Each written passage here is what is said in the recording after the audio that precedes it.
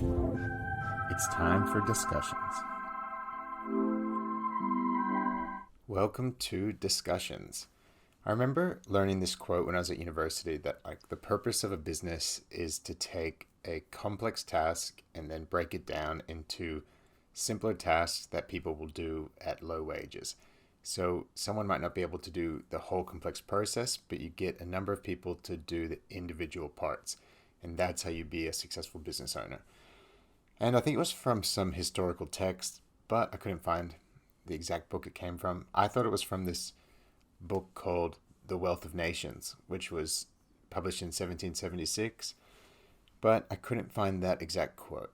But that's often how I'll think about doing a business. And I'll think, as the business owner, you have this complex offering end to end that creates value for your customers, but it's your job to make it as simple as possible so that the people you employ can do those things.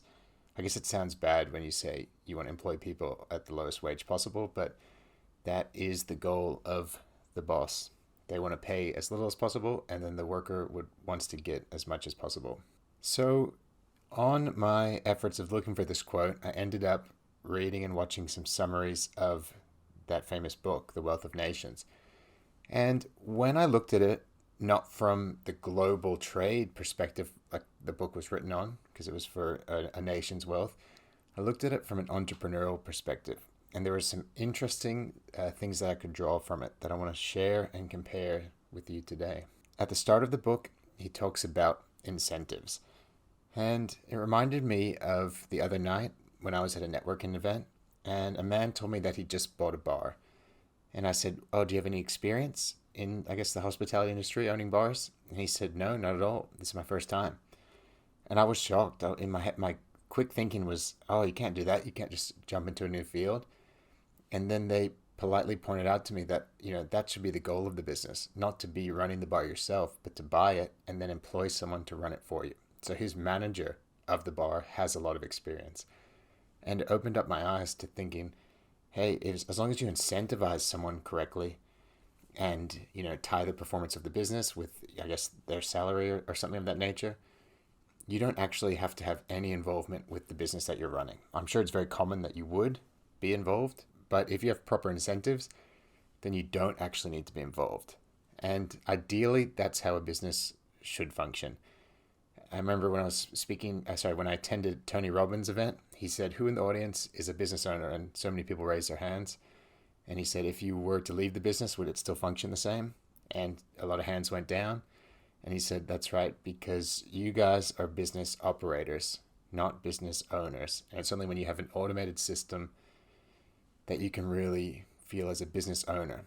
I'm paraphrasing him, but that was what he meant. And for people running businesses out there, that's something to keep in mind, not just for the sake of, freeing up your time, but if you ever want to sell a business, your role gets kind of excluded from the price of that business.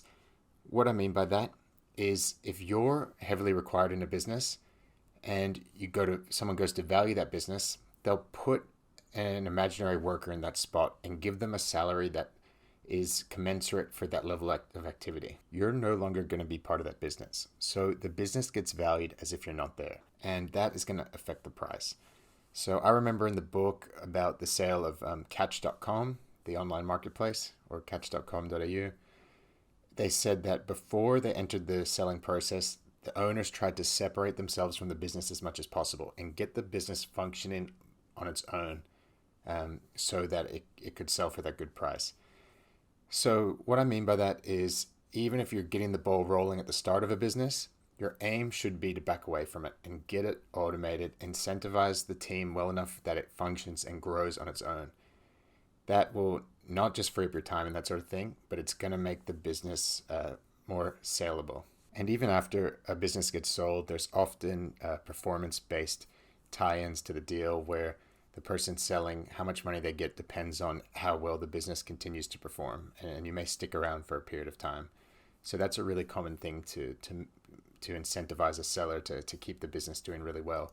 So the more automated you have a business, the more likely you will get those payouts, etc. Another point in this book was that money is just an exchange of value. Back in the old days, you couldn't build spears and then trade spears for food if someone already has enough spears. So in caveman times, trading had frictions and trading was difficult. And money just allows the transfer of value to be easier. You trade spears for money, you trade money for food, for example. And that simple analogy got me thinking, if money is just an exchange of value and I want more money, all I need to do is give more value to the world. And that comes down to being better at my job so that I can do more value in my role, or finding a different role where I can give more value to the world, or start a new business that allows me to give more value out. And I think that's a good mindset if you do want to achieve a higher income. Instead of just thinking I need to talk my boss into giving me more, you can think to yourself, out of all my options, how could I be giving more value to the world? Is that a side business? Is that doing other things or taking on other opportunities? And in the book, he talks about when you buy something, you're actually buying three things. You're buying the labor it took to make that item, the rent for the land that was used to make that item, and the profit, which compensates someone for the capital that was required and the machines that were required to get that product created. So you're doing those three things when you pay for something. You're paying for the labor, rent, and profit. And I wanted to point that out because it became clear as day to me that those aren't even needed anymore. When you go to start a business, you can get a free Google website. You can get, you don't have to pay rent for the business. You can just work from your room or work from your garage. Plenty of companies do that. Or if that doesn't work, I'm sure you have a friend or something that might let you use their garage. You can get creative. Work from a cafe even if you need to have a spot away from your bedroom. But we no longer have that cost of rent. We no longer have that cost of capital, that profit requirement, because we don't need to pay ourselves a profit at the start. We just need to get things going. We can draw that profit later on. And we don't need to pay for labor if we're happy to do all the work. If we're using our free time building the business instead of just socializing and having fun, we're getting the three costs of a product for free. And that kind of rules out anyone from thinking that they don't have the resources to start a business, because the three main things that would cost someone something when creating a product, we can do that for free, pretty much. And finally, something that was quite interesting in this book was when he spoke about globalization, and when he spoke about different nations doing different tasks better and then trading between them. So you do what you're best at and then trade between nations, and that's what gives everyone the most amount of value, instead of certain people doing things slowly when someone else could do them really fast. And it got me thinking, we need to think about our careers. We need to think about the role we're in right now and ignore any frictions that it would take to change job, all those annoying interviews we'd have to do to change a job, and ignore all the study we've already done, all those sunk costs of what got us here, and think, if I'm trying to maximize my earnings, am I doing what I'm best at? Am I creating the most value for my time? Or could I be using the skills I've developed through my study or elsewhere to do another job? So am I doing what I'm best at? Because if there's something else that you're better at, you could be probably making more money doing that, even if your current career would have you thinking otherwise, being that you studied this and you've got experience doing this. Just like we'd ask a nation, wait a second, maybe that production of that item can be done better somewhere else and then traded for. Maybe you or me in our careers, we are doing something slowly compared to something we could do really fast, really efficiently, and get more money for in the market. So that's a little thought experiment to get us questioning whether there is a higher value use for us in the job market.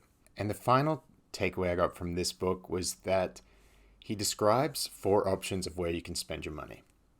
And he kind of describes them in ascending order. The lowest one being paying someone for a service, because after that happens, such as paying for entertainment, it's done, it's gone. The next level up was paying for products. Buying a car, for example, that will depreciate.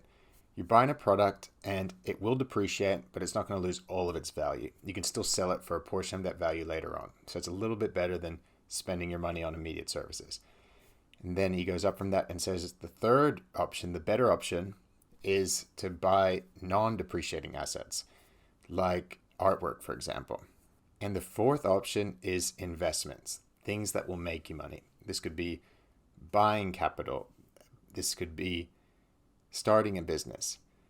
And the way he described these four different options made it clear to me. Some of us think we live our life and then at the end we might have a little bit of money to invest.